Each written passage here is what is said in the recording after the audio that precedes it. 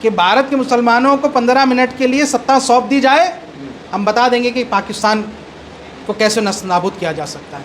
भारत के मुसलमानों ने इस 2 नेशन थ्योरी को रिजेक्ट किया और रिजेक्ट करने के बाद यहाँ से देश के लिए इसको बनाने में, इसको यहाँ से तरक्की में जो अपना किरदार निभाया है वो अविस्मरणीय है। जय हिंद। भारत की सेना पर हमें नाज है, भारत की फ़ौज पर हमें नाज है और एक भारतीय होने का एक गर्व महसूस हो रहा है। जिस तरीके से पिछले दिनों पहलगाम में एक खुशनुमा माहौल के अंदर वहाँ के सयाहों को जो टारगेट किया है और पाकिस्तान समर्थित आतंकवादी संगठनों ने जो किया है, ये जवाब मिलना बहुत ज़रूरी था। और आज भारत सरकार ने जो कदम उठाया है, हम 100% उनके साथ हैं। पूरी पार्टी, एक एक कार्यकर्ता जो है उनके साथ है और हमारे पार्टी के राष्ट्रीय अध्यक्ष ने, मुझे लगता है कि इस पर जितनी मजबूती से अपना पक्ष रखा है और सरकार का साथ दिया है, किसी विपक्ष के किसी नेता ने इतना साफ गोई से इतना साथ नहीं दिया। तो मुझे लगता है कल जो 1:30 बजे हुआ है वो इतिहास में दर्ज होगा। एक बहुत बड़ा माइलस्टोन है। बहुत दिनों से पाकिस्तान के अंदर जो टेररिस्ट इंफ्रास्ट्रक्चर थे, जो कैंप्स थे, उनका निस्तनाबूद होना ज़रूरी था। जो भी आँखें, जो भी ताकतें हमारे मुल्क के सरहद के पार इस देश को नुकसान पहुंचाने की कोशिश करेगी, उन ताकतों को नस्त-नाबूद होना ज़रूरी है। उन आँखों को नोचना ज़रूरी था और ये हमारी सेना का शौर्य है, पराक्रम है। लेकिन एक बात और है, बहुत सारे लोग जो पाकिस्तान के बिगटेड चाइल्ड भारत के अंदर जो बैठे, जो आईएसआई के इशारे पर भारत में हिंदू मुसलमानों में नफ़रत पैदा कर रहे थे, जो मुसलमानों के ख़िलाफ़ नफ़रत पैदा कर रहे थे, उनको जवाब मिला है। कर्नल सूफिया कुरैशी, झंटू शेख, इनके जो बलिदान हैं, ये इस बात की गवाही है, आदिल की गवाही है कि जब भारत की आन बान शान पर आती है तो देश का मुसलमान अपनी अग्रणी भूमिका निभाता है। उच्च बलिदान, सर्वोच्च बलिदान देकर देश की सरहद की हिफाजत करने के लिए तैयार रहता है। आज कर्नल सूफिया कुरैशी ने जो आईना दिखाया है, उन लोगों को आईना दिखाया है जो देश के मुसलमानों पर, देशभक्ति पर सवाल पूछते थे। ये वो लोग थे जिनका कोई लेना देना नहीं, ना उनके परिवार से कोई सेना में, ना उनका कोई योगदान इस देश के स्वतंत्रता आंदोलन में। ये लोग ट्रोल थे, ये ट्रोल आदमी थे। ये वो लीचड़ कौम थी जिन्होंने शहीद कैप्टन नरवाल की बीवी तक को नहीं बख्शा। उन्होंने उनकी बीवी को भी यहाँ से ना जाने किस तरह से लांछन लगाएं।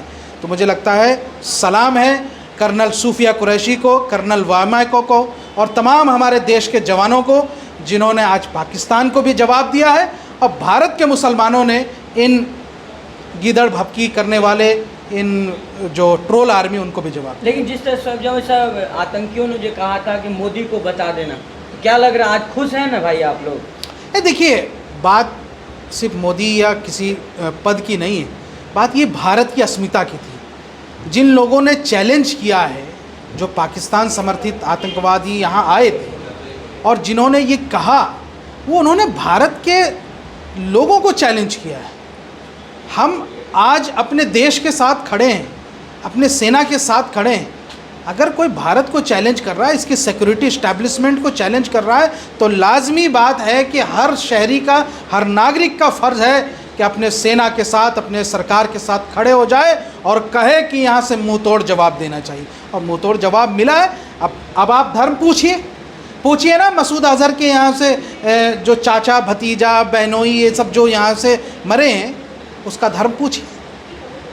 तो आपने धर्म पूछ के मारा है, ये बात तो सही थी, लेकिन ये मारने के पीछे, इस तरह करने के पीछे इनका मकसद था कि देश में हिंदू मुस्लिम नफ़रत पैदा होगी और बहुत हद तक वो कामयाब हुए। लेकिन आज कर्नल सूफिया कुरैशी, आदिल की शहादत और शेख झंटू की शहादत ने ये बात साबित कर दिया है कि हम वही यहाँ से शहादत के खून वाले यहाँ से मुसलमान हैं जो भारत की अस्मिता की रक्षा के लिए अपना सर्वोच्च बलिदान। लेकिन सर, जिस तरह शाहीन बाग में जो है कुछ गोदी मीडिया के पत्रकार आके पूछ रहे थे कि मुसलमानों का रिएक्शन ले रहे थे कि मुसलमान यहाँ के दुखी हैं, इन गोदी मीडिया के पत्रकारों को क्या कहेंगे? ये देखिए, ये मुझे लगता है पाकिस्तान के टुकड़ों पे पलने वाले वो लोग हैं जो पाकिस्तानी पैनलिस्ट को बुला करके भारत को गाली दिलवाते हैं। आपने देखा इन्हीं चैनलों के कुछ लोगों ने जानबूझ करके पाकिस्तानी ट्रोल आर्मी को बुला के अपने चैनल पे भारत को गाली दिलवाई, इस देश के लोगों को गालियां सुनवाई। ये तो रोक लगा दिया गया, वरना ना जाने ये टीआरपी के लिए ये क्या करने कर जाते। बहुत शर्मनाक बात है, और एक पार्टी होने के नाते हम इसका बहुत विरोध करते हैं और ये नहीं होना चाहिए। मैं तो ये कहता हूँ, आप मुसलमानों से मांगते, क्या मुसलमान रुदाली है? मुसलमानों को क्या साबित करने की ज़रूरत है? आप जितनी यहाँ से आज चर्चाओं में भाग लेने की बात हो रही है, क्या आप वक्फ बोर्ड के मुद्दे पर नहीं कर रहे थे? उस समय तो आपकी यहाँ से पार्टिसिपेशन नहीं थी। तमाम मौजू पर मुसलमान किसी मौजू पर भारत का रुदाली नहीं है। मुसलमान उतना ही शहरी है जितना यहाँ से दूसरे यहाँ से शहरी। तो कोई ऐसा अलग से तय करना परिप्रेक्ष्य कि मुसलमान से हम अलग से लें बाकी लोगों की राय, अरे आप उनसे तो राय लीजिए ना जो आईएसआई के लिए जासूसी करते पकड़े गए। उनके नाम बता दूं मैं, फिर उनके ख़ानदान को पकड़िए, फिर वो किस धर्म से थे उनसे पकड़िए। तो भारत के मुसलमानों ने पार्टी और आप लोग खुश हैं ना सर? देखिए, हमारी पार्टी शुरू से, हमारे राष्ट्रीय अध्यक्ष ने कहा, पाकिस्तान मुर्दाबाद के नारे भी लगाए, हम भी लगाते हैं, और कहा कि यहाँ से डीप स्टेट को वो सबक सिखाना चाहिए जो पहले कभी नहीं हुआ। एक और बात कही जो शायद मोदी जी की सरकार भी नहीं कह सकी, कि इस बार सिर्फ सर्जिकल स्ट्राइक नहीं करना है, बैठ जाना है जाके। डिमांड तो ये हो रहा है कि 15 मिनट के लिए उनको गृह मंत्री बना दिया जाए। क्या करेंगे 15 मिनट में आप लोग? देखिए, असल में क्या है कि जिगरा होना चाहिए।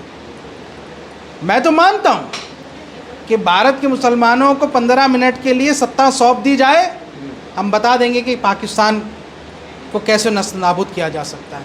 भारत का मुसलमानों ने इस 2 नेशन थ्योरी को रिजेक्ट किया, और रिजेक्ट करने के बाद यहाँ से देश के लिए इसको बनाने में, इसको यहाँ से तरक्की में जो अपना किरदार निभाया है वो अविस्मरणीय है। आपको क्या लगता है जो मौजूदा गृह मंत्री वो अपना हक अदा नहीं कर पा रहे हैं जो इस हिसाब से? देखिए, कहीं ना कहीं आपको जिम्मेदारी लेनी पड़ेगी। पहलगाम में जो हुआ एक सुरक्षा चूक थी, 2008 में जब हुआ था तो एक सुरक्षा चूक थी, उसकी जिम्मेदारी उस वक्त के मंत्री ने ली, इस्तीफ़ा भी दिया। आप बताइए, पहलगाम हो जाता है, पुलवामा हो जाता है, उसके बाद कितने हमले देश के अंदर हुए हैं।